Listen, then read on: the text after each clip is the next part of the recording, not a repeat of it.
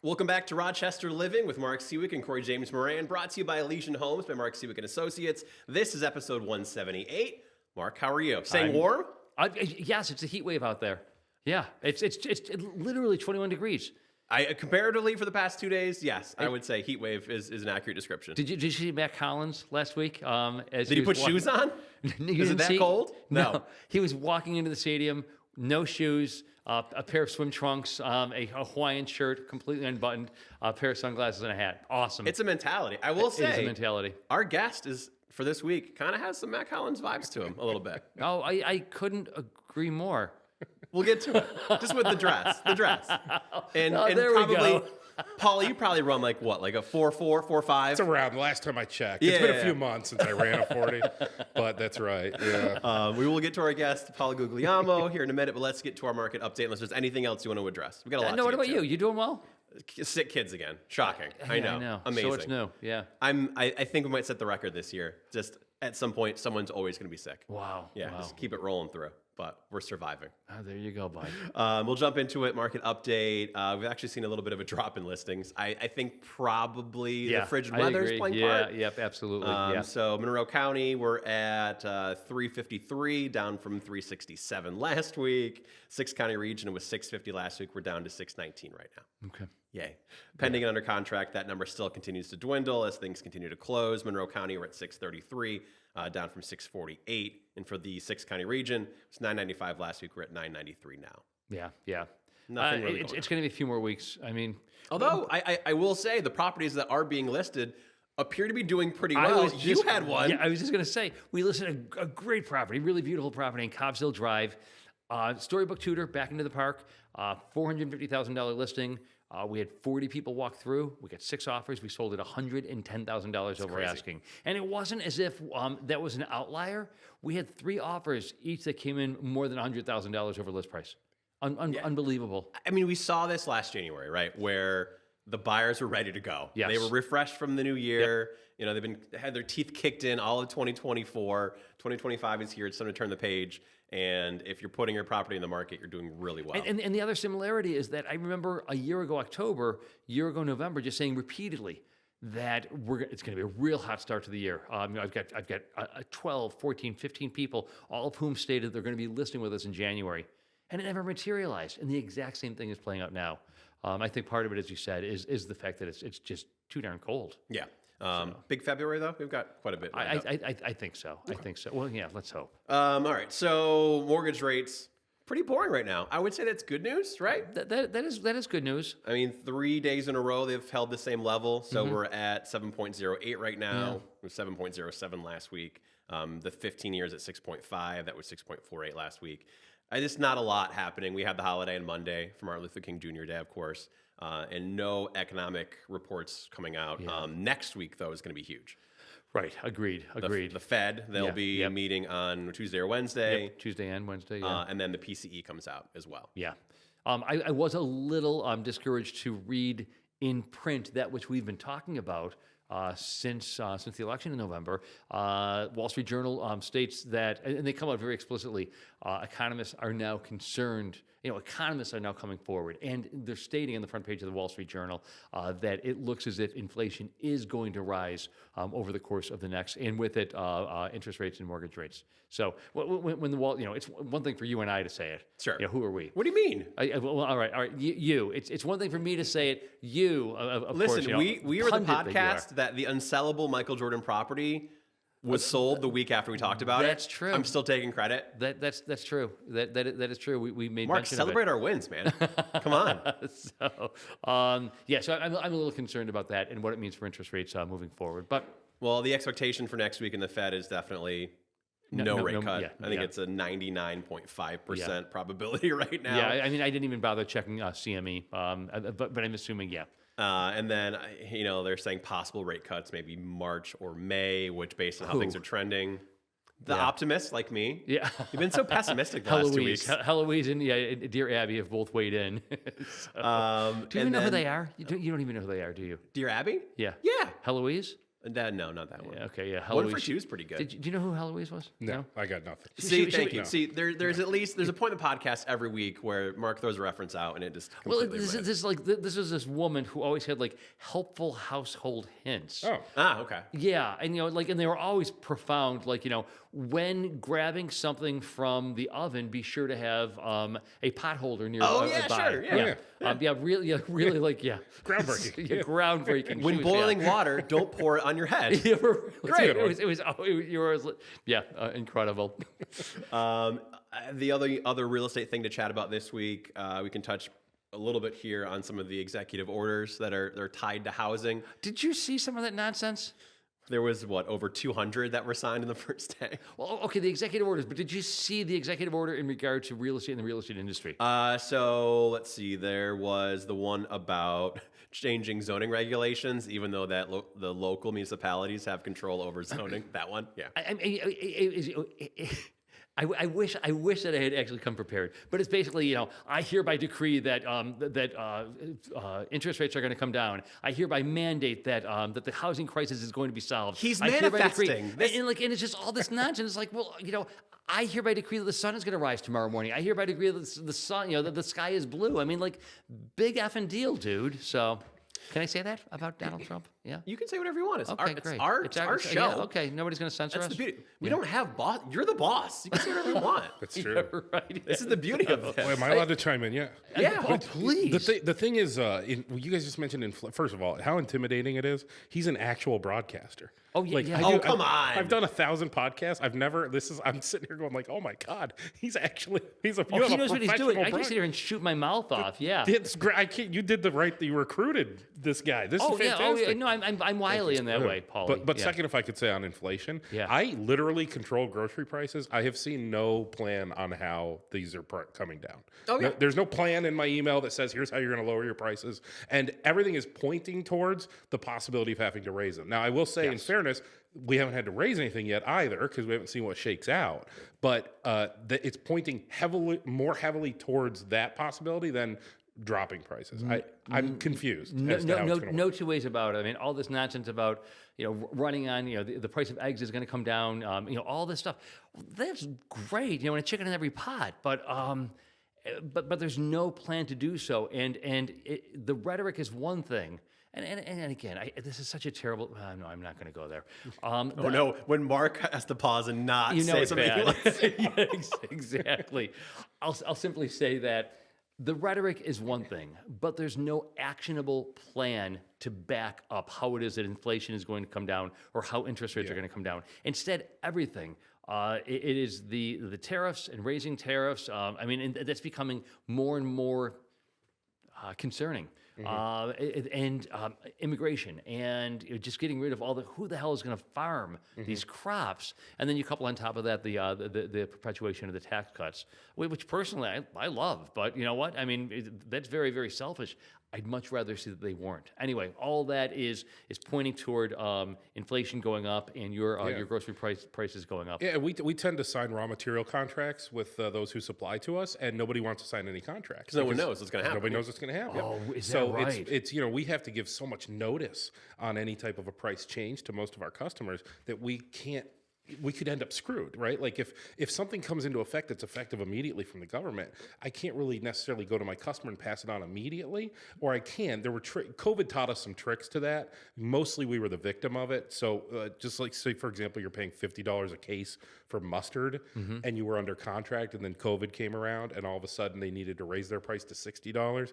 Instead of doing that, because they couldn't because they were under contract, what they did is they sent you a case of mustard for $50 with a $10 emergency surcharge fee. Oh, you know what I mean?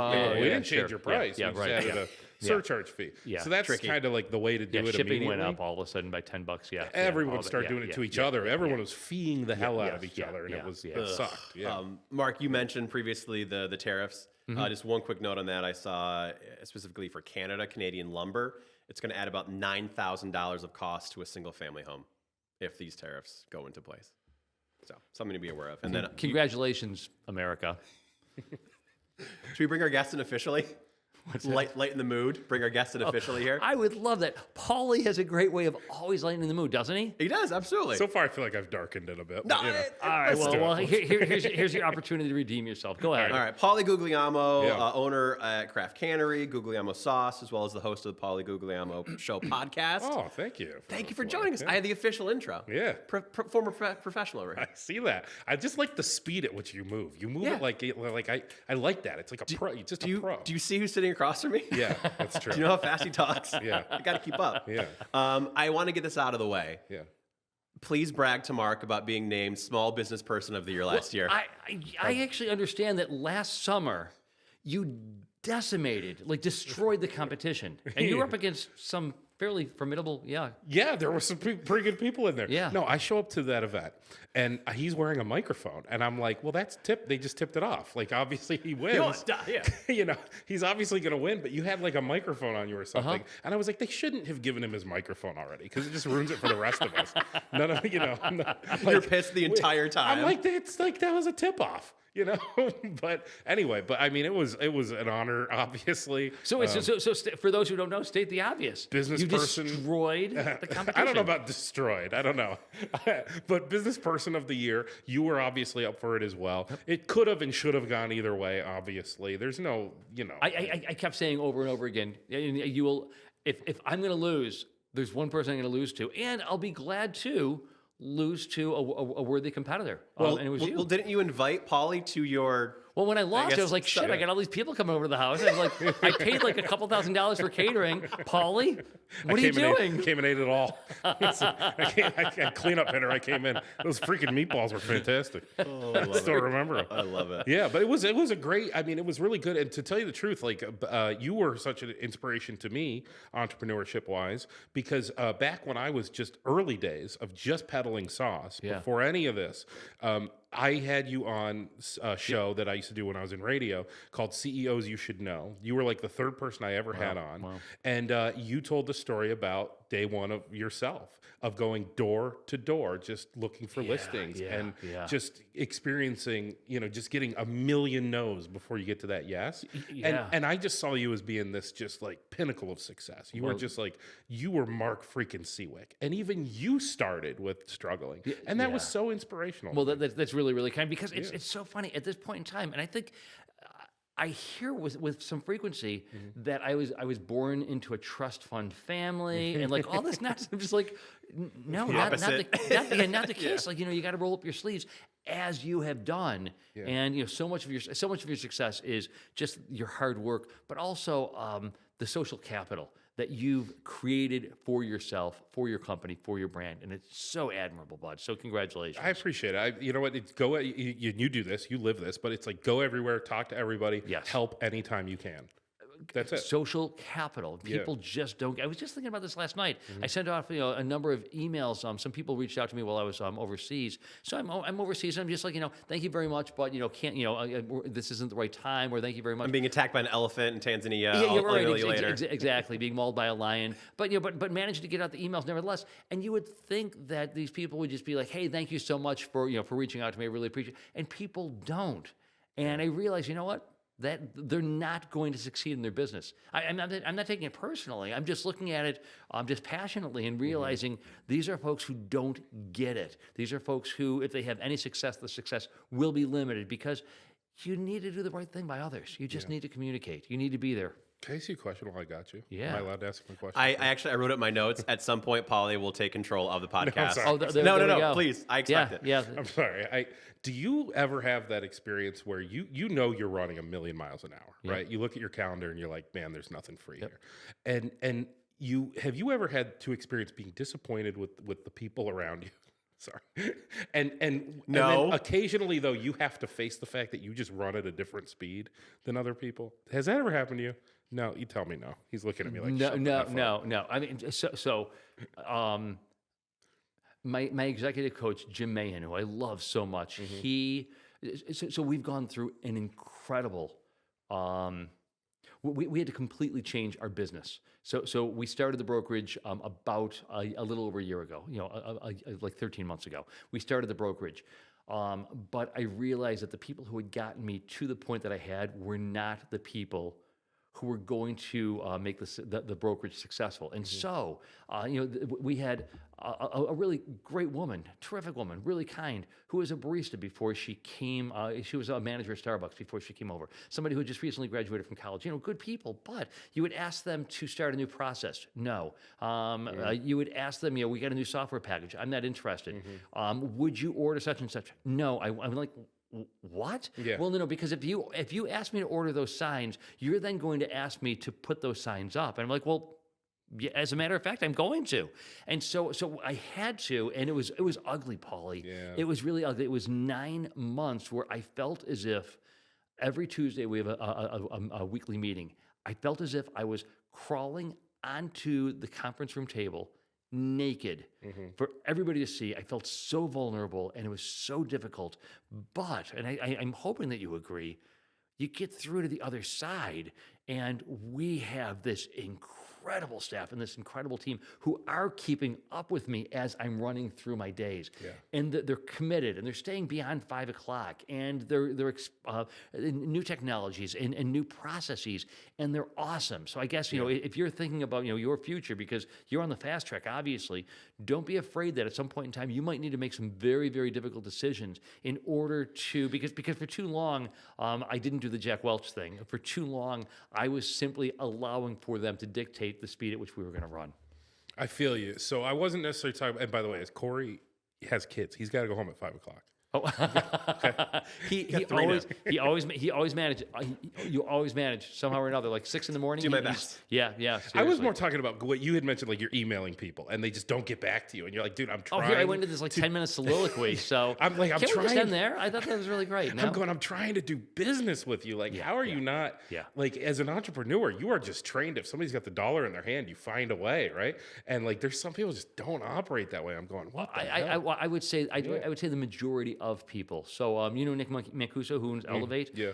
You, Nick, myself, Dan Matteo, who just started this. Like, we're all guys who get it and are running at breakneck speed. But you begin to realize, like, not everybody. And so I used to get frustrated by real estate agents who wouldn't return phone calls in a timely manner, or who, trying to create teams. I still do. Yeah. I mean, I still get frustrated, but there's a part of me that's just like, you know what? It's perfectly fine, because they're just going to continue down this path of mediocrity, and they're going to continue not to be a threat, and they're not going to grow, and it's just more market share for us to enjoy. And that's my way of managing and handling that. Great answer. Well, one of the things you brought up, Mark, I think too, is it's not necessarily even just the speed at which you move. It's the ability to handle change, because it's a really hard thing for a lot of people. And if some people just can't do it. They get in their comfort zone and they get stuck there. And sometimes you have to make hard decisions like you did and move on from it. But you surround yourself with people that embrace growth and embrace change, and amazing things happen. Yeah. I mean, evolve or perish. I mean, circling back to Paulie. So, Paulie, you started, on the radio, and talk about embracing growth, embracing change. You took a shot on yourself here with your sauce company. Yeah, exactly. I worked in radio for 9 years before I even started the sauce company.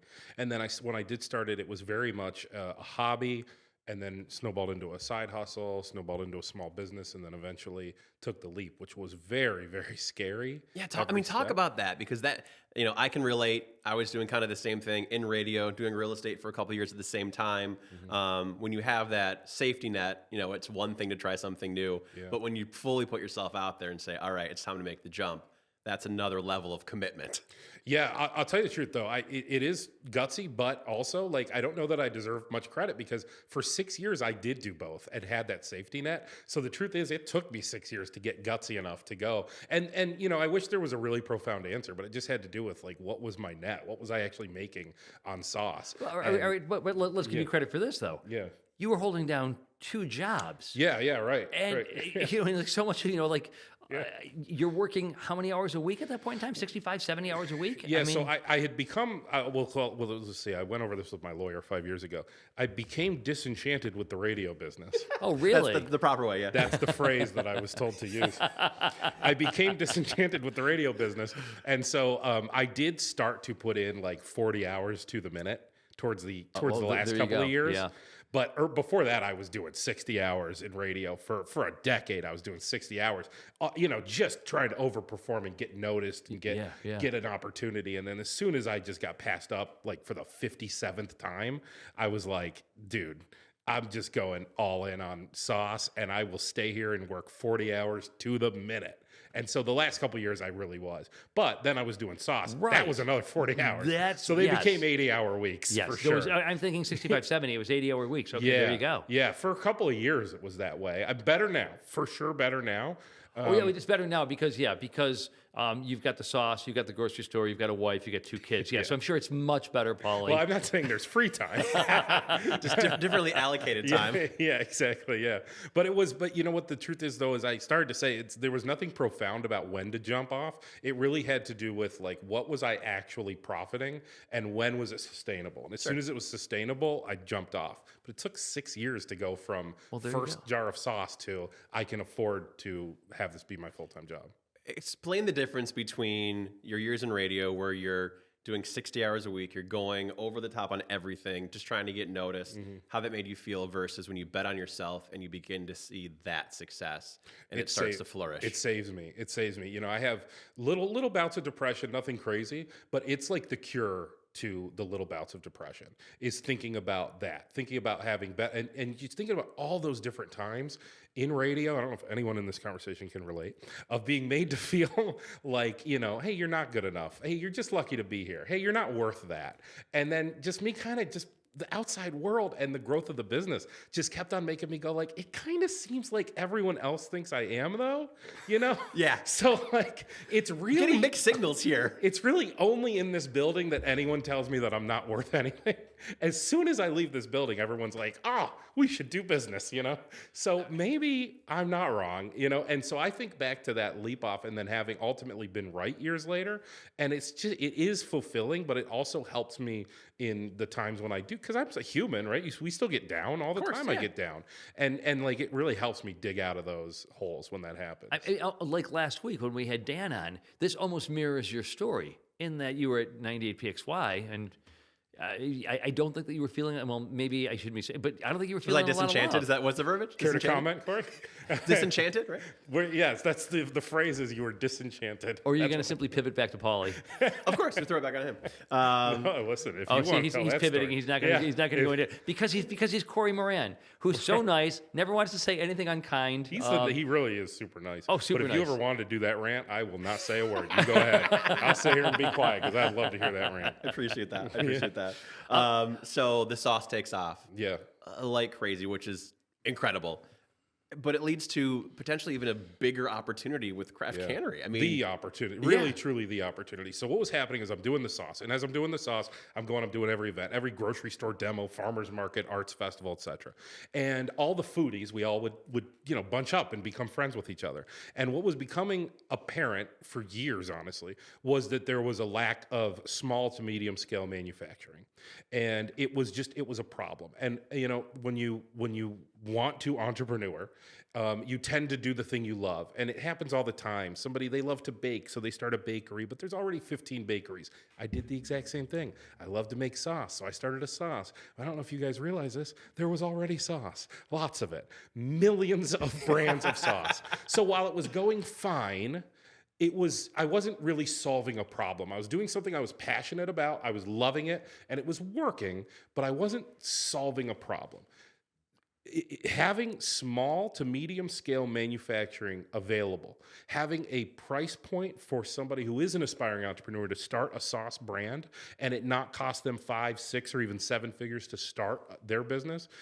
That was the innovation. That was the moment when we actually solved a problem.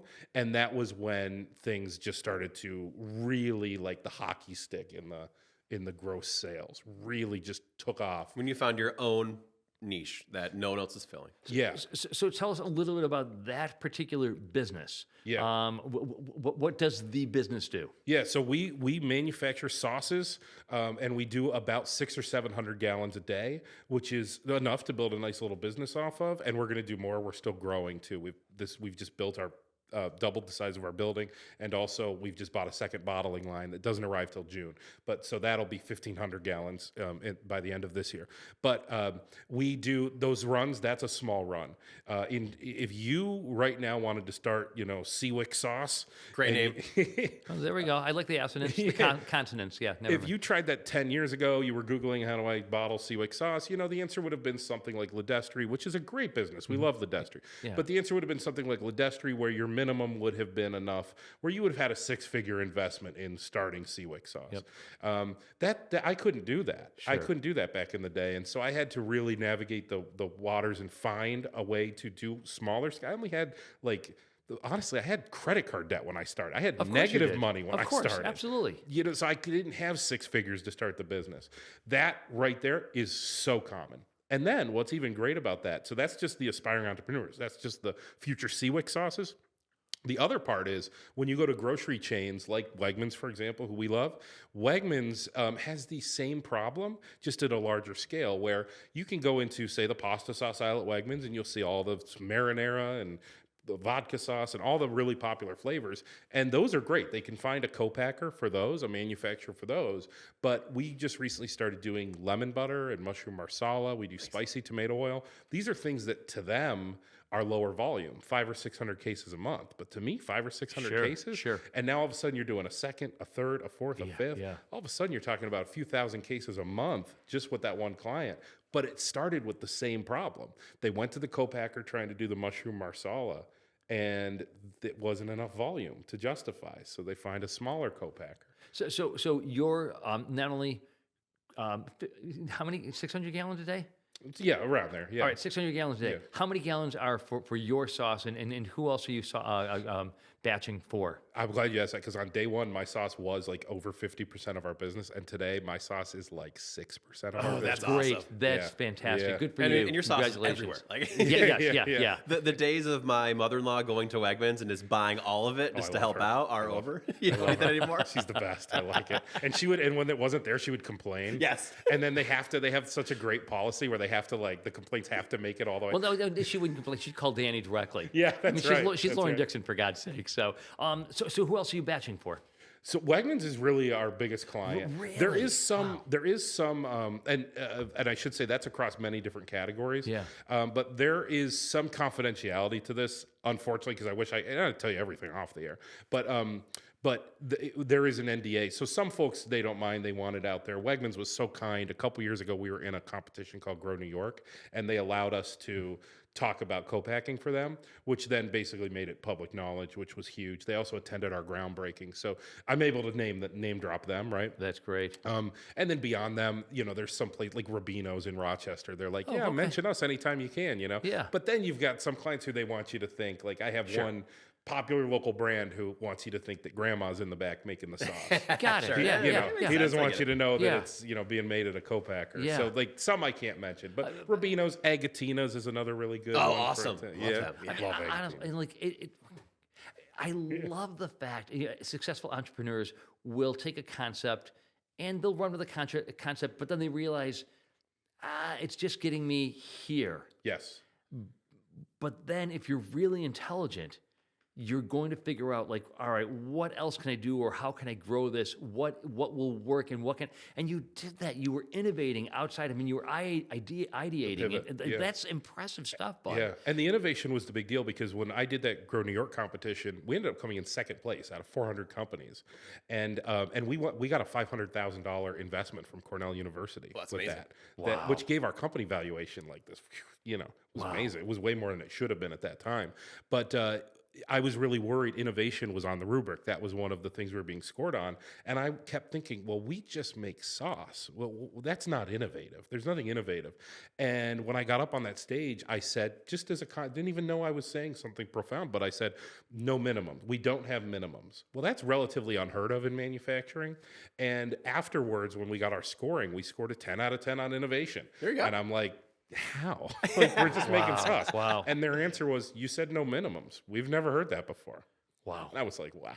So now I say that. Now I say that all the time. I'm like, look how innovative. So what is your? I wasn't even smart enough to realize we were innovative. So your minimum client on a monthly basis. What are you batching for them? A minimum might be something like 25 gallons. Okay. A handful of cases. Wow. Yeah. That's not a lot. No, it's not a lot. I mean, it's something I could do seriously. I could do that in my kitchen over a long weekend. Yeah, honestly, yeah. And you can go down to like the public market and see a couple of folks every single weekend who they're growing these things. I mean, we had a guy who started in his home kitchen and got busted, frankly. Oh wow. And Oh, no. And then he reached out to us because he got busted. He was trying to sell stuff at the public market. It gotta be legit. Yeah, and so he reached out to us. He is now doing $38,000, and that guy started in his home kitchen. Good for him. Wow. And Bravo. he did $38,000 last year, which is like that's great, Yeah, right? that For is, like yeah. going to the public market every Saturday. Yeah, good for him. Yeah, it's Wow. awesome. Yeah. So, Paula, you have the sauce, you have the cannery, you also have your podcast. That's right. Yeah. Let's talk about that a little bit because you got to scratch the itch, right? Oh, yeah. I can relate. Yeah. I left radio because I hated the company. Oh, hold on a second. Wait, you were disenchanted. Disenchanted, Disenchanted. dude. You He said didn't hate disenchanted. them. I left radio because I was disenchanted. How many times have you said that to yourself in a mirror? I got to practice. But I never, ever for even a moment hated or started to hate the actual radio, doing radio. That was thrilling. And so, luckily, like life just kind of was like, okay, well, here's technology. Here's this podcast movement that everyone's got a podcast now. It's like, I went on Amazon and for like $500 had a podcast. You Yep. know what I mean? Yeah. And so it was like, okay, the one aspect of this that I'm really going to miss, I could just keep doing that part. And so what if nobody listens? Just keep doing it. Yeah. And people are listening. A couple, one or two. It's Being doing humble. Okay. Yeah, it's okay. It's doing okay. I told Corey, I don't know. That's Pretty good. It's better than nothing, right? And again, it also is an extension of your marketing too. Yeah, true. Because it's not just the sauce and the cannery, but you as a person are still a brand as well.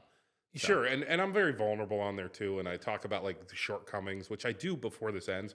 Need a piece of advice from you guys. Ooh, yeah, okay. But yeah, I talk about shortcomings and just challenges and everything. So it's not ever just like, oh, it's so shiny and easy. It's always like it's hard.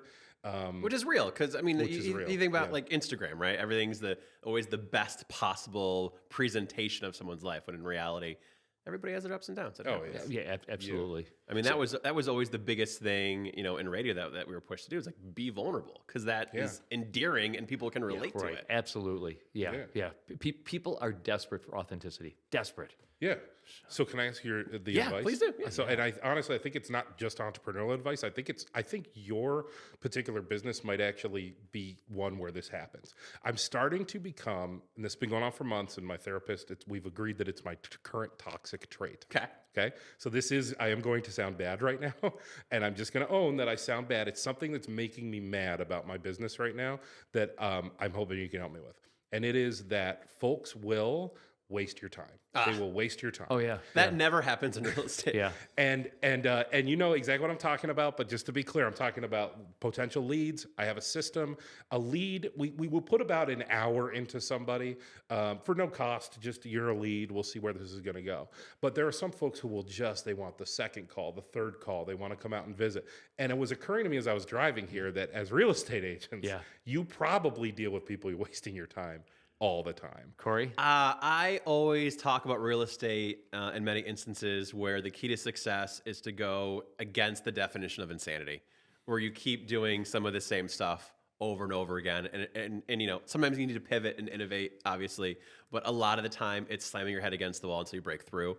And when it comes to talking with prospective buyers and sellers, a lot of the time it's a lot of that. But How do you manage it? in the back of my head, it's always, well, what could this be? Right. Yeah. And at the end of the day, I feel like it evens itself out. There's definitely plenty of people that will waste your time, but then there's also that one person where you help them buy or help them sell. And the next thing you know, you've got 10 referrals from them, right? From that one appointment. So I don't know, I guess my mentality is it evens itself out in the end. It can be frustrating. It can be annoying, but it just kind of goes along with the business. You're not wrong that some of them pan out. Some folks, like, actually, we're running something right now that literally as I left today, that was like kind of a lengthy process of getting them onboarded.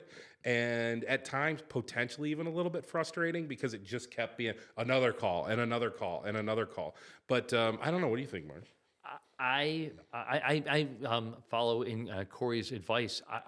I just see them as seeds that are being planted, and especially in a town like Rochester, we all know each other, and we all have our reputations. And you've got a stellar reputation. You know, everybody in town adores and loves you.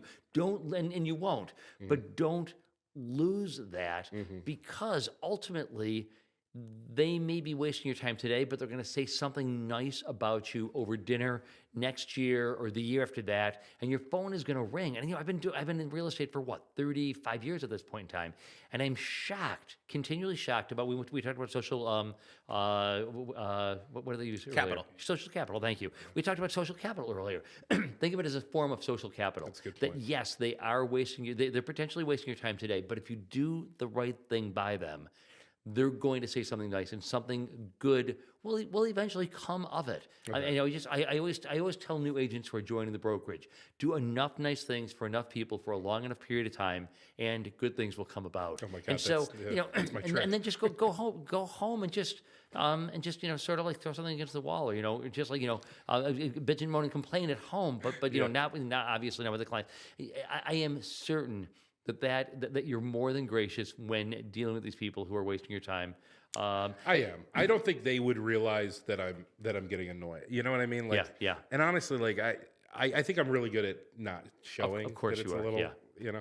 But it boils on the inside a little bit. A little bit. Yeah. A little bit. I'm just going like, man, I probably could have been doing something else for my business, but yeah, everything you said was right. You just can't risk allowing the negativity out there. And in fact, and I think this is only natural. You run a business for long enough. There are a couple, unfortunately, like bad stories that could be out there of people who maybe didn't go well with that person. Yeah. And I think about it all the time. I'm like there is that one guy that owns that one place that doesn't like me because the one thing went south, and it happens. But minimize it. Yeah. But if you get 2,000 people saying kind things about you, and 3 or 4 people saying something unkind or something negative, I mean, it just happened. It just happened yesterday with Mark Crandall from the team. Woman called into the office. The woman who answers our phone, and part of it, by the way, is as you grow larger and as you become more successful, you will begin to surround yourself with people who will actually begin to act as buffers for,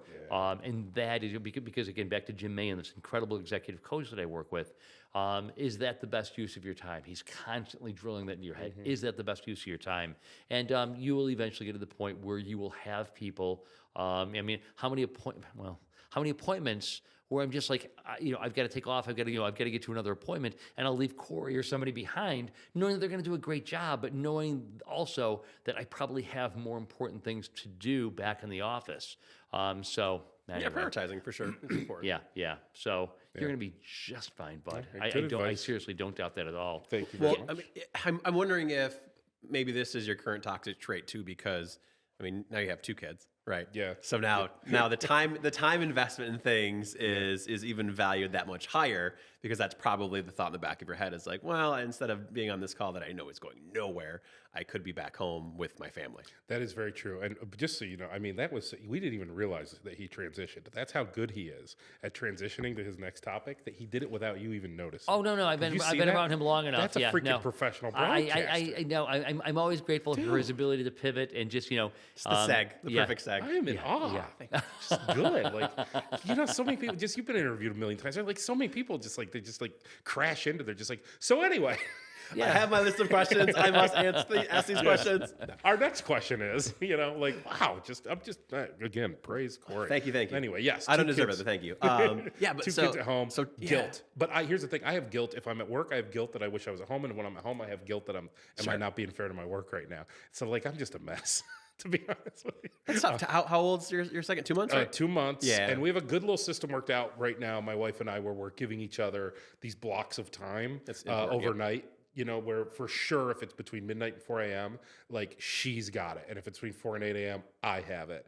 And that has been keeping us sane for the last 2 months. Yeah, the lack of sleep really makes it all so much more fun. Oh, dude. I don't know how moms and dads do it. I don't know. It's basically like this. You know how you have a full-time job? When you go home, you still have a full-time job. Yeah, right, Yeah, exactly. that's what it is. I mean, Dan, who was here last week, the sportscaster, Yeah. it's kind of busy for him right now because, the Bills are about to enter the Super Bowl. Yeah. I said that with great, Damn right. affirmation. Yeah.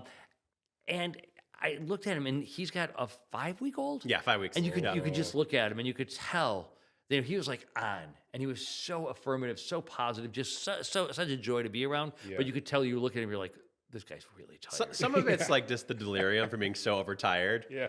But people asked me all the time when I was doing radio and real estate, and I was getting up at 3:30. I know you can relate, whatever, and then working till 7, 8 o'clock at night. How did you do it? It's like, well, you just kind of have to. Like, there's not really a choice not to, because it's just what needs to be done.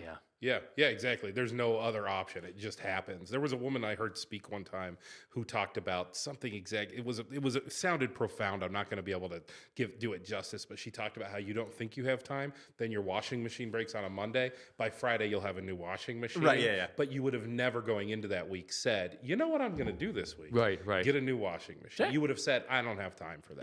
Yep. We find time, you just make it happen. Yeah. Sounds like Brene Brown or something. Maybe. Yeah, I don't know. Yeah. So we're having this conversation. What about the grocery store? Redbird Market, yeah. So Redbird Market, it's in Fairport, and a couple of years ago, I walk in there to deliver sauce. It was a Friday, and our delivery driver couldn't work that day or whatever. And occasionally, I like going out and delivering sauce. Still, even to this day, I'm actually doing it tomorrow.